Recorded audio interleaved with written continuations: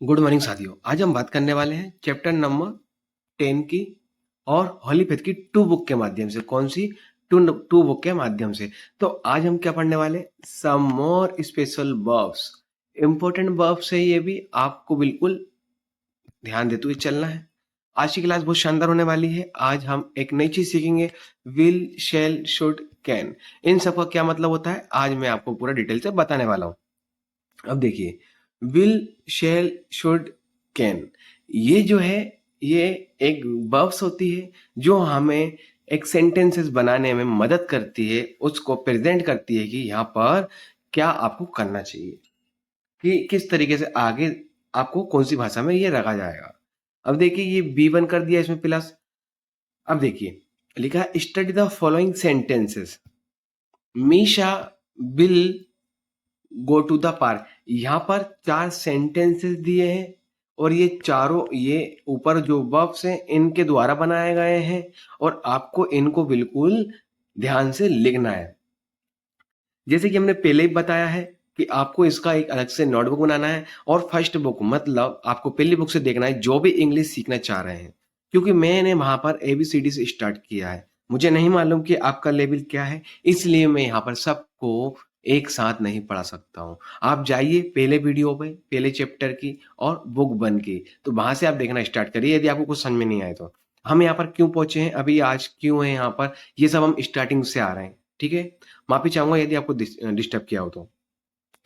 अब देखिए क्या लिखा है, Misha will go to the park. Misha will, जब भी जिस सेंटेंसेस में आपको दिख जाए आप सोच लेना कि ये फ्यूचर की बात हो रही है, कि उसकी भविष्य काल की, मतलब ऐसा होगा, ऐसा करूंगा। ओनली इमेजिनेशन है जिसमें हम करते हैं कि यार मैं उसको मार दूंगा, मैं पिकनिक पर जाऊंगा, जिसमें हम इमेजिनेशन, जैसे हम किसी के बारे में बुरा सोचते हैं, अरे यार जैसे आप किसी ने लड़ लिया, दिमाग में आएगा अब मैं उसको मार डालूंगा, नहीं उसको आज मैं जवाब दूंगा, नहीं मैं उसको समझाऊंगा, नहीं मैं खाना खाऊंगा, नहीं मैं रोटी खाऊंगा।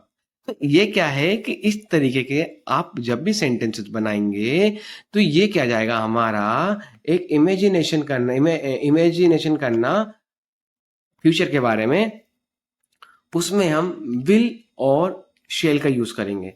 और एक बात और, आज हम सीखेंगे विल और शेल किसके साथ यूज होता है, ये सबकी अलग टेबल देके रखिए तो इसको आगे हम समझ लेंगे। अब देखिए क्या लिखा हुआ है यहाँ पर, Misha will go to the park. Misha, go मतलब होता है जाना, कहाँ जाएगी? पार्क में जाएगी। हिंदी में लिखोगे है तो ही पूरा इंग्लिश समझ में आएगा, स्पोकन भी समझ में आएगी।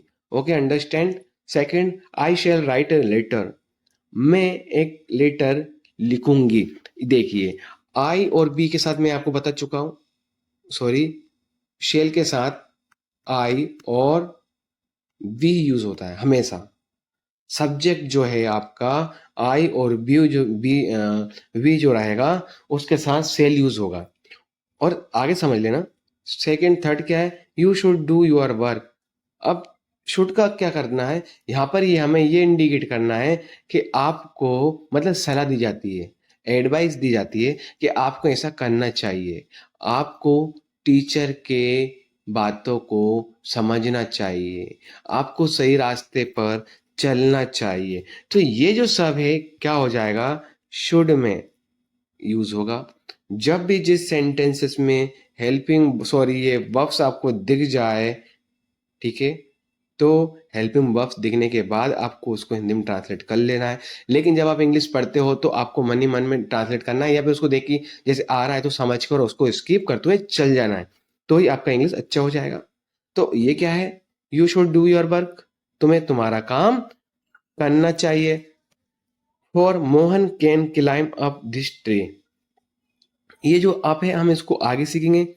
अभी देख लीजिए, कैन मतलब, कैन का मतलब होता है सकता या शक्ति। क्या होता है? सकता या शक्ति। कोई लड़की होती है शक्ति और लड़का है तो सकता। तो मोहन पेड़ के ऊपर चढ़ सकता है, क्लाइम हो गया। कैन का यूज हम तब भी करेंगे जब आप कुछ कर सकते हो। आप पेड़ पर चढ़ सकते हो, आप इंग्लिश बोल सकते हो, आप खाना बना सकते हो, आप एक अच्छे टीचर बन सकते हो। सकते सकते सकते या सकती सकती सकती, तो ये जो जब भी यूज हो जाएगा आपका बफ्स ये दिख जाएगा, तो आपको हमेशा ये वाला सेंटेंसेस समझ लेना है कि आपको इसमें एडवाइस सॉरी इसमें बताया जा रहा है कि आप ऐसा कर सकते हो। नोट करिए बिल्कुल, यहाँ पर ये इस बात को पॉइंट दिया गया है, we always use V one with this special verbs. और ये जो स्पेशल वर्ब्स है हमारी, इनके साथ हम हमेशा बी वन वर्ब की फर्स्ट फॉर्म यूज करेंगे। क्या करेंगे? वर्ब की फर्स्ट फॉर्म यूज करेंगे। फर्स्ट फॉर्म देख लीजिए, बिल के बाद क्या आ रहा है? गो। शेल के बाद क्या आ रहा है? राइट। शुड के बाद क्या आ रहा है? डू। और कैन के बाद क्या आ रहा है? क्लाइम। तो ये जो सब है इंग्लिश की क्या है? फर्स्ट फॉर्म है। ये आपको बिल्कुल नोट करते हुए चलना है, ये हमेशा याद रखना है, क्योंकि ये ग्रामर आपके एग्जाम में पूछी जाती है। स्पोकन इंग्लिश करेक्ट करने के लिए ही ये सब है। अब देखिए, जैसे आपका नेगेटिव बनाना है तो आप विल और नॉट जोड़ेंगे, लेकिन आपको शॉर्ट फॉर्म में नेगेटिव्स में क्या बोलना है? वांट। शैल लिखा है और नॉट। शांट क्या बोलना? Shan't. Should, shouldn't. Can, can't. क्या करना है? कैन नॉट भी बोल सकते हो, लेकिन कांट इसको आप, ये देखिए ये लिखा है कांट, और कैन नॉट भी इसको आप यूज कर सकते हो स्पीकिंग में। ये इसके शॉर्ट फॉर्म थे। अब कुछ एग्जाम्पल दिए गए हैं, तो हम एग्जाम्पल्स की बात कर लेंगे। क्या लिखा है? Misha will not go to the park. अब विल आ गया, ये देख लीजिए, विल नॉट। इसमें वर्ब्स के बाद ही आपको नोट यूज करना है, और उसके बाद फर्स्ट फॉर्म यहाँ पर आ गई है। गो जो है वर्ब की फर्स्ट फॉर्म है। तो क्या होता है कि इसका मतलब हो जाएगा कि मीशा स्कूल जाएगी, और यदि नहीं जाएगी तो ये देखिए बंदा कैसा बोल रहा है कि Misha want go to the park. ये जो इंग्लिश है वांट, ये आपकी हाई लेवल में आ जाती है, इसको बोलने में बहुत अच्छा लगता है, और इसका बहुत से लोग यूज भी करते हैं।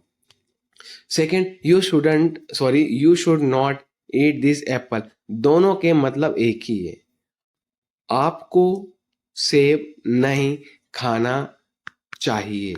हिंदी लिखते हुए चलिए, स्वामी जी आपसे मेरा निवेदन है आप सभी से।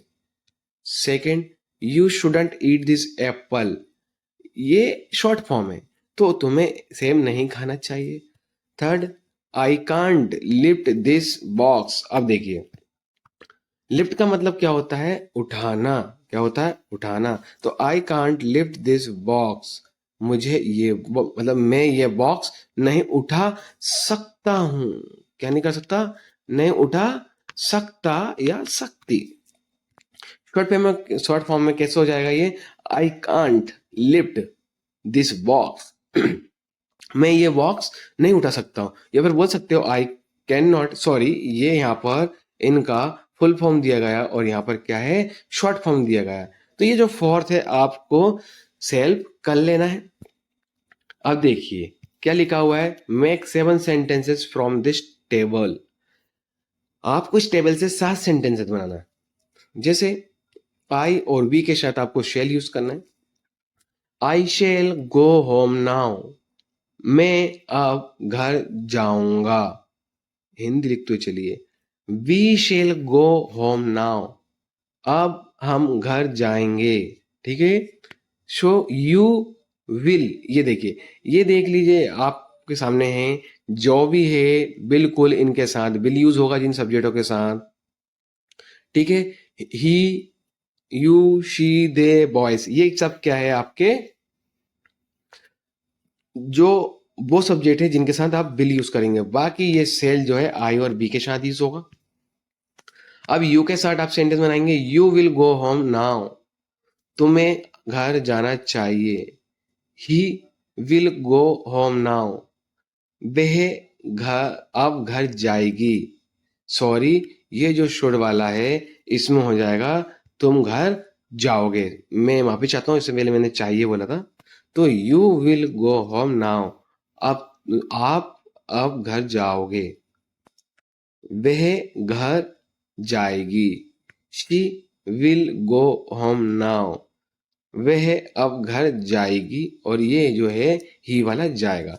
सेकंड और फोर्थ जो है आपको खुद कर लेना है, फोर्थ फिफ्थ। अब देखिए क्या बोल रहा है ये बंदा यहाँ पर, ये बोल रहा है now write all this sentences as question. जैसे ये जो क्वेश्चंस बनाया है आपको इस तरीके से और भी बना लेना है। निगेटिव बना सॉरी इंट्रोगेटिव बनाना है, ये क्वेश्चन बनाना है। क्या लिखा example, shall I go home now, क्या मुझे अभी घर जाना चाहिए। नाउ का मतलब आप अभी या फिर अब भी बोल सकते हो। तो ये देख लीजिए आप इंट्रोगेटिव में आई के साथ क्या यूज किया है इनने, शेल। तो आपको हमेशा आई के साथ इंट्रोगेटिव में, सिर्फ इंट्रोगेटिव और पॉजिटिव में यही, इंट्रोगेटिव और पॉजिटिव मैं बार बार इसलिए बोल रहा हूं क्योंकि निगेटिव में यहां पर आई और बी के साथ भी आपको वांट यूज करना है इंग्लिश ग्रामर के रूल से, लेकिन आपको वहां पर शांट यूज नहीं करना है। बिल्कुल करेक्ट इंग्लिश के लिए आई वांट बोलेंगे आप, आई और वी वांट, लेकिन आपको ऐसा नहीं बोलना है कि आई शांट, क्योंकि ये आपका इंग्लिश में बिल्कुल गलत है। तो इस तरीके से जैसे ये बनाना है आपको, अब ये बी से यूज ये बी लिखा हुआ है, we shall go home now, तो shall we go home now, क्या उसे अब घर जाना चाहिए, सॉरी वे जाएगी। You will go home now, तुम अब घर जाओगे, तो क्या हो जाएगा, will you go home now, क्या तुम अब घर जाओगे। तो इस तरीके से क्या करना है आपको, ही शी दे बॉयज ते बना लेना है। अब आगे देखिए क्या लिखा हुआ है, right the following sentences in the negative forms, you short form negatives. ये जो है आपको नेगेटिव्स में आपको शॉर्ट फॉर्म यूज करना है। क्या करना है, यूज शॉर्ट फॉर्म नेगेटिव्स। अब देख लीजिए थोड़ा सा यहां पर क्या लिखा है, the hare, the hare will run a race, खरगोश एक रेस दौड़ेगा, क्या करेगा गा, लेकिन आपको इसको नेगेटिव बनाना है। तो कैसे हो जाएगा, द हेयर वॉन्ट, क्या हो जाएगा यहां पर, won't run a race. Second, you should go to your brother, you should go to your brother, तुम्हें तुम्हारे भाई के साथ जाना चाहिए। निगेटिव कैसा बनेगा, you shouldn't go to your brother, तुम्हें तुम्हारे भाई के साथ नहीं जाना चाहिए। अब third fourth fifth six seven eight solve करना है। नहीं आए तो कमेंट में पूछ लेना, व्हाट्सएप नंबर डिस्क्रिप्शन बॉक्स में दे के रखा है मैंने, वहां से डायरेक्ट मैसेज कर देना। तो आपके लिए मैं क्या है कि वहां से डायरेक्ट रिप्लाई दे दूंगा जो भी समझ में नहीं आए। मैं ये यहाँ पर स्किप इसलिए कर रहा हूँ क्योंकि ये आपके लिए अच्छा है, ये आप पढ़ोगे। जो भी समझ में नहीं आया, इसे यदि हिंदी नहीं आए तो हिंदी पूछ लेना मुझसे, हिंदी पूछूंगा, कमेंट लेकिन जरूर करना। अब देखिए एक और स्पेशल क्या लिखा है, नॉट इन नेगेटिव सेंटेंसेस, मतलब नकारात्मक वाक्य में वी शुड यूज वांट, हम वांट यूज करेंगे इन प्लेस ऑफ साउंड सॉन्ट, मतलब शांट, मतलब शेल नॉट। तो शेल नॉट की जगह पे आपको क्या यूज करना है, वांट। इसलिए मैं पहले बता चुका हूं कि आई और वी के साथ आपको सिर्फ ये यूज करना है।